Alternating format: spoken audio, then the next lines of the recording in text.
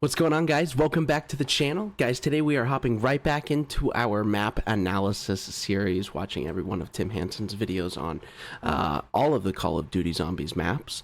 If you haven't seen the first, what has it been, 6 episodes? I've lost count at this point.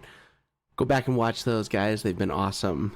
Just kind of being able to relax and chill with you guys and watch these videos and review and reminisce over old times. So guys, let's hop into 5. Black Ops 1, 5. This was one of the maps that I think came with the game. I think you had to beat the campaign to unlock this one, but let's take a look at it. With every Zombies title, there's the launch map, the first impression, the map that kicks off the Zombies season. Some games launch with one singular map. For example, World at War launched with this just was a launch map. Some games launch with one map but have a second bonus or map that can be purchased on the side. For example, in BO2, you were given Transit on disc, but could purchase Nuketown as a bonus. Likewise, in BO3, you received Shadows of Evil by default, but could also get the Giant. And in BO4, we received 9 Voyage of Despair and Blood of the Dead, but could also get classified with a Black Ops Pass. The launch map you don't have to purchase will always be the more popular one and the more played one, simply because not everybody can afford the extra map. So generally, the launch maps that you had to purchase, aka Nuketown, the Giant, and Classified, were played quite a bit, don't get me wrong, but weren't played nearly as much as their free counterparts. BO1, however, was different. You received 2 maps at launch, neither of which you had to purchase, and even a third experience in Dead Ops Arcade. There was Kino der Toten, which was available in your menu from day 1, and there was also 5, which you had to achieve by completing the campaign, or by typing in the cheat code in the computer in the menu. Okay, so you did have to complete the campaign to get 5. Unlike all the other Zombies games, there was some genuine competition. I learned that for last the video. Launch map in Black Ops 1, Kino's episode, and Kino der Toten, since neither of which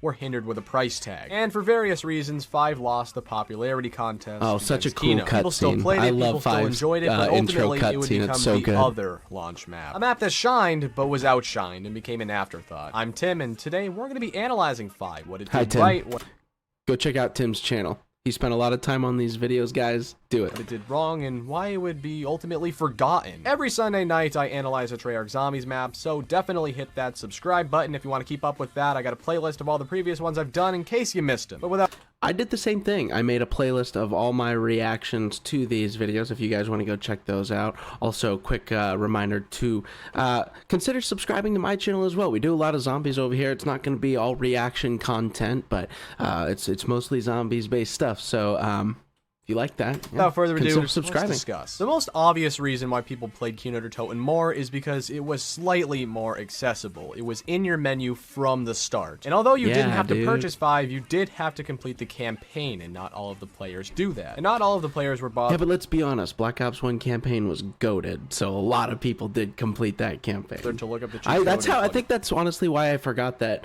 you had to even beat the campaign in the first place to get 5, is probably because I played the campaign probably within the first few days of having the game, and was playing a lot of Kino with the boys. So Kino does have a slight edge over 5, but that slight inconvenience of having to unlock 5 can't be the singular reason why people played Kino more. Because if people hated Kino, they would have stopped playing it and they would have picked up 5 instead. Although I enjoy the map quite a bit, 5 does have many flaws, especially in its design. You spawn in a tight and compressed conference room with very little space to work with. But it's so cool. The spawn for 5, I love it. So clean, and it's like such a completely different vibe than the rest of the spawn rooms that we've had in the rest of the maps before this one, and kind of the rest of the maps that we have after this one, because it's such a different vibe. An office building, the Pentagon, really cool. Very little really cool qualities. You do have quicker vibes. Switching and the vibe was traps, a good idea. Not much else. On higher rounds, this area of the map is practically uninhabitable due to how easily you can get overrun. You then hop in the elevator and make your way down to the second of 3 floors. It's like a push to get you out of spawn. Like, hey.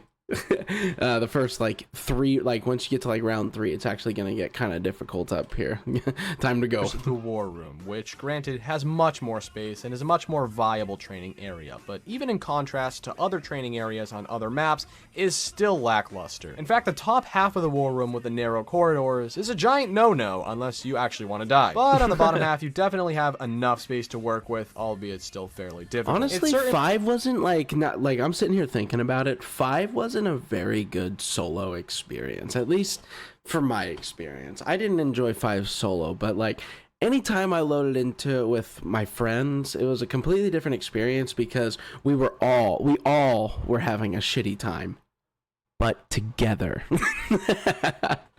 Certainly the most popular training area on the map because it's the safest. Then you hop in another elevator and make your way down to the third and final floor. This area of the map is, once again, very tight, very compressed, very difficult to survive in. One area down here I did find plausible to train in. Very different vibe than what we were just looking at upstairs in that like office setting. I mean, look at this. Is this even the same map? You know what I mean?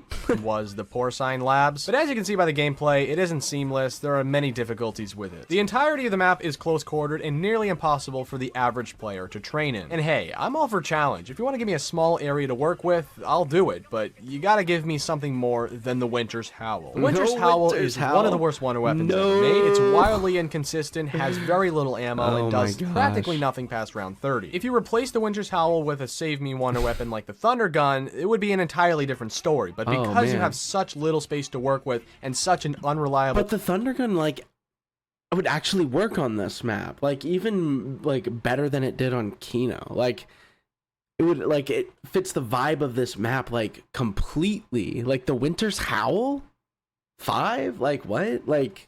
Wonder weapon, that's a recipe for disaster. This is why 5 is one of the most challenging maps of all time. And again, you do have those electric traps up and spawn, but they're placed in very inconvenient locations. It's relevant to nobody. It's not like you can turn it on, walk away, and let the zombies pour through. You now have a barrier next to you, and you're essentially trapped. So although in theory the electric trap has infinite damage and makes a high round plausible, it's in practicality not very easy to do. In fact, the electric trap's location is one of the many examples as to why the design is so poor. You also had the highly inconsistent teleporters that shot you around the map without any general direction. The only consistency with any of them is that the middle one down in the labs will teleport you to one of the top 2 floors. It'll never keep you down on the third floor. Many other maps, including Kino, have a plethora of training areas, tons of space to work with, and have a reliable wonder weapon. There's our boy and have a trap that isn't borderline impossible to use. Granted, some people enjoy the challenge that 5 presents, including myself to a certain extent. But when you have so many other alternatives... Like changing it up from the simplicity of Kino der Toten and switching on over to 5 to give yourself a little bit more of a challenge, absolutely.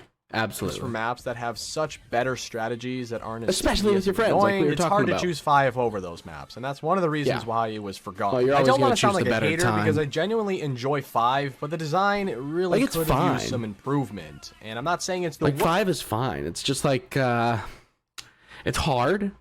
But we've talked about this before. Hard maps don't necessarily make it a bad map. It's just hard. It's hard. First map design ever because there are you're gonna have a shitty time, but that's because it's hard and that's okay. But you just gotta be okay with that going into it. With it over maps like Kino that are far easier, especially when the majority of the community is casual as fuck back in 2000. Leave a like if you like 5. Leave a like on the video if you like 5. There wasn't much to remember. It didn't do one thing spectacularly. It did a bunch of things decently and a few things poorly. The concept of the map is certainly unique. Zombies in the Pentagon. The story that tagged along with the map was also interesting. It followed the meeting between JFK and Fidel Castro upon the Cuban Missile Crisis. Secretary of Defense Robert McNamara, along with Richard Nixon, also attended the meeting. The research with Element 115 got out of hand. I mean, so he said earlier, you know, that there's not much to remember about 5, and I kind of disagree because, like, I feel like we all kind of remember 5 in its own way because, again, it was a map that came with the game. So we all remember having a shitty time, but we've talked about this. Shitty times don't necessarily mean it's a bad map. So I know. I don't know if that statement is necessarily true, that there's not much to remember, because there is. Like, I remember 5. There's forgettable maps like Shangri-La is one of them that comes to mind. That's just kind of like, oh yeah, that existed, but like that was like a hard map that I just kind of never loaded it. Oh shit, did not mean to smack my mic, but that was a hard map that I just never really load into because I don't want to play it. I didn't want to play it. Pentagon. The 4 crew members survived the outbreak, and history continued on as it normally would have. And all of that is great. Certainly better than a lot of other maps, dude, he's got it super low volume, so like especially in a reaction video, you guys probably can't hear it, but if you can, like, listen closely. If you guys remember that the Easter egg song, Eminem Won't Back Down. In terms of actual gameplay, there wasn't much to remember at all. I always forget about that. That is so hype. I always forget about that.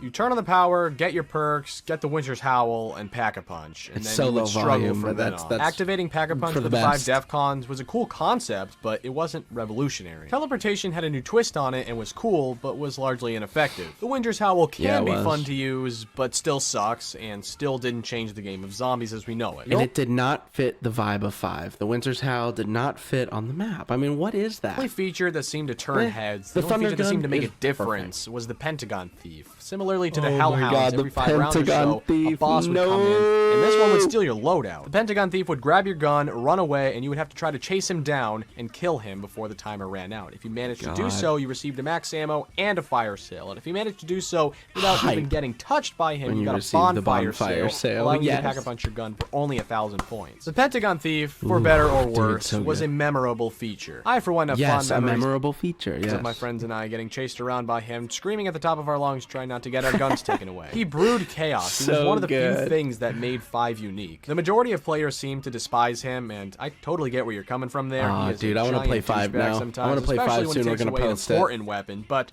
for the most part, yeah, at least we're from gonna my play some experience, 5 he makes soon. the map I'm gonna fun. post it. He's an integral feature. Aside from the Pentagon Thief, there wasn't anything outstanding about the map. The elevators were also new, but they weren't new in concept, just in aesthetic. 5 did innovate, but it made minor innovations, not major ones. You know, it made some alterations from previous maps, but didn't contribute a whole lot to the progression of zombies. There are many other zombies That's maps true. that It fall didn't. While it, I would argue it's a memorable experience. He is correct. Did not really contribute to like the growth of the game itself. Zombies. It didn't really contribute. victim to not contributing much, but oftentimes those maps are memorable in some capacity, whether it's laughably bad or it's a genuinely great literally, zombie. this is what we just talked about. Exactly. Like, it laughably bad. Like, you know, like it's so much better with a group of guys and not solo because it's just like, we're all having a shitty time together. It's I think great. 5's It's generally great. It's poor great. map design disables it from being a great map, but I it's a also think fun it's too time. good to be considered a terrible map. And that leaves you with a Yeah. map that's totally average Totally with very agree. few memorable features. And I understand the map design had to be compromised because Fair it was ported arguments. from the campaign and it's a real place. They couldn't just start from scratch like many of the fictional zombies maps out there. That's why it doesn't feel totally proportional or totally consistent. But even so, I just That's don't fair. feel as though It's it a was hard enough map. for the average zombies player. Again, there are hardcore players out there that love 5 and love the challenge it presents. And, you know, again, to a certain degree, I do too. But 5's absurd I difficulty. think, again, like we talked about at the beginning of the video, like switching it up and going to play, like back then, like now we have so many options to choose from, but back then, switching it up and going from Kino, the easier, more casual map, to 5, the harder, more challenging map, was always a good time, at least in my opinion, because like playing the same thing over and over again on Kino der Toten and training around on the stage for hours on end, I mean that gets dull.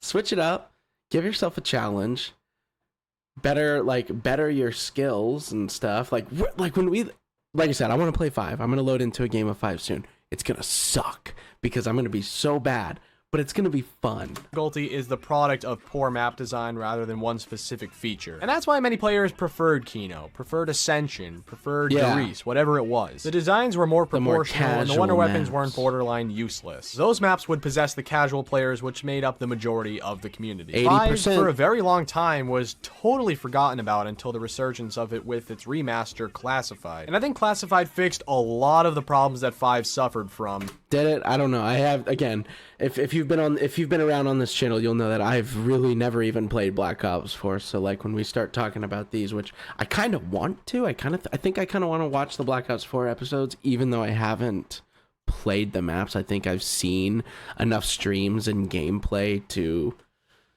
maybe formulate some opinions. You know what I mean? But it's too different for me to juxtapose the two, hence why I'm going to make a different analysis video for that map. In conclusion, 5 is a forgotten map, and it's a forgotten map because it doesn't have any outstanding features. I didn't forget it. I've never forgotten 5. I can see where it would fall forgettable on some people's radar. Again, we talked about that it didn't really contribute to the growth of the game, didn't really add anything new.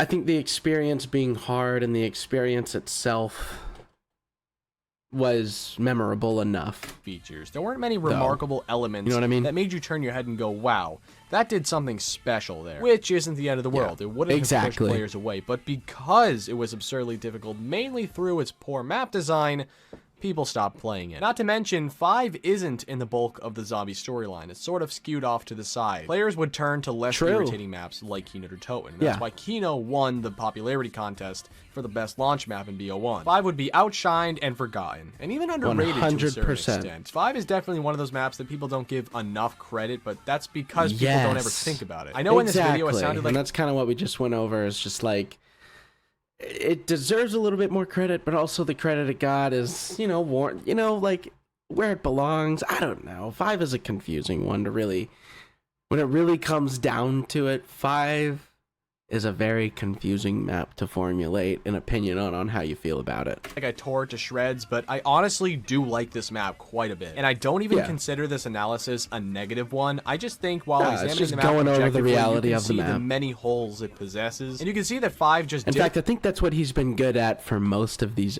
all of these episodes really, is just going over the reality of the map. Not really like biasing anything, like with his opinion, just kind of like covering just the reality of the situation. It didn't have a major impact on the story or zombies in general. It does, however, hold a very special place in my heart. I have tons of memories of my friends and I getting chased by the Pentagon Thief, abandoning each other in the elevators. Just a great map with a great atmosphere. Such a good time. I hope you guys enjoyed this video. Such a good time with the boys. Like, and tell me what you think of 5 in the comments section. Also, bros, you might want to hit the subscribe button and the bell notification so you don't miss the next episode. Yeah, go check out Tim's channel again. Like, these are old videos. They're like, what are they, 4 or 5 years old now? I can't remember, but they're old videos. So, but still, he spent a lot of time on these videos. I know he's a bigger YouTuber, but still, he deserves that credit for these videos. And guys, if you want to hang out with me and want to, you know, and see more of these reaction videos, consider subscribing to my channel as well. Leaving a like on this video. We got more of these coming. Again, we're going to do all of the episodes.